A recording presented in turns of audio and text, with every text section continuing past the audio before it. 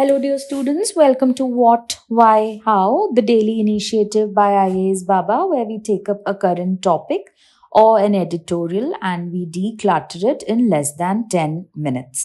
The topic that I've chosen for today is primarily an international conference that is happening, which is your Munich Security Conference. The news over here reads that the External Affairs Minister has met his contemporary of Ukraine, his counterpart of Ukraine, on the sidelines of Munich Security Conference. So let's have a look at what is the importance of this conference, why is it relevant to us, etc. Starting off with the fact that the Munich Security Conference is actually one of the world's leading forum for debating any issues of international security policy. Understand, this is actually organized by a non-profit organization in Germany, and this particular non-profit organization has been conducting this meeting since 1963. It is an annual meeting which is always held in Munich and always in the month of February. The idea of the meeting is the decisions that is being taken in this international security policy or any kind of informal meetings that are happening over here is what later on determines certain formal decisions that are taken by different countries. For example, in the last year's meeting, there was the discussion about NATO and how NATO is important for certain countries in your surrounding your Russia, etc., which was then closely followed by the membership of newer countries into NATO. Similarly, this year also the meeting is always looked with so much of interest because whatever are the informal decisions taken over here that will determine what are the major policy changes that will happen in the world in the next 1 year. So to understand this meeting is attended by and contributed by security experts, politicians, military leaders, defense industry from all around the world. Currently, we are in the 61st meeting of your Munich Security Conference. Primarily, the ending point or the crux of all of these meetings is to contribute to the peaceful resolution of conflicts by ensuring that there is a continuous informal dialogue throughout the international security community. This is also the reason why in this particular meeting you do see the Indian External Affairs Minister talking to the Ukrainian External Affairs Minister regarding the ongoing Russia Ukraine crisis. Now, one point that becomes very important for us in this year's particular meeting is the term or this every year they publish a report, and the report actually has a lot of insights into what is happening in international affairs. This year's particular report deals with the topic of multipolarization.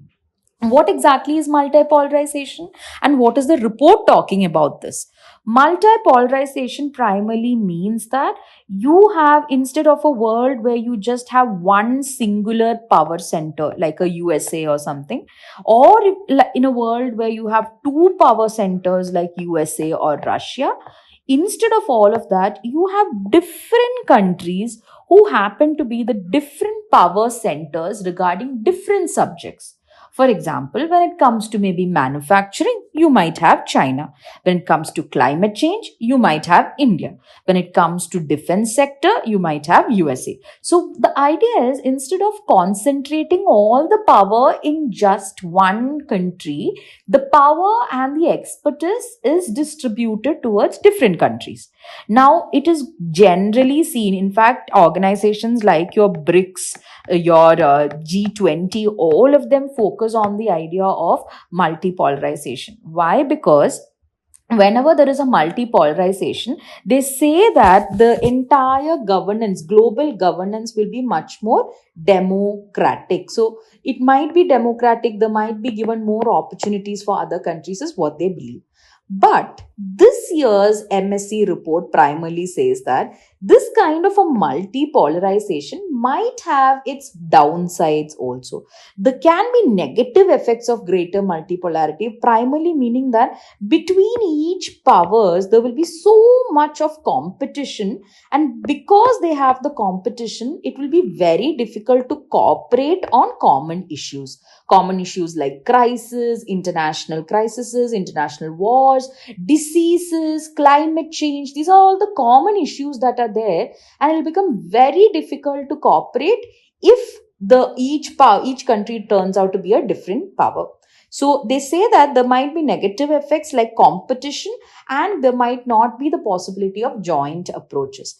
Further, they also say that it will fuel inequalities, can damage human rights. It can also constrain global problem solving for issues that the entire world is facing, and it can also make war more likely. And this is the reason why newer avenues of space war, etc., are now opening up, cyber war, etc., are opening up, because each and every country has now become a power group of its own. Now, the report says there is a solution for this multipolarity, and that is therefore depolarization. That is where you do not have, it's not that, okay, we will take away the power from all the countries and put it into one. Nobody needs to be like a superpower. That is the idea of your depolarization. So they say that this term, which is your depolarization, is something that is now going to be focused by a lot of, or should be focused by a lot of countries in the coming year. And probably this is what we are going to see in the different international affairs policies of different countries. I hope this topic has been decluttered for you. Until we meet again, take care and happy learning.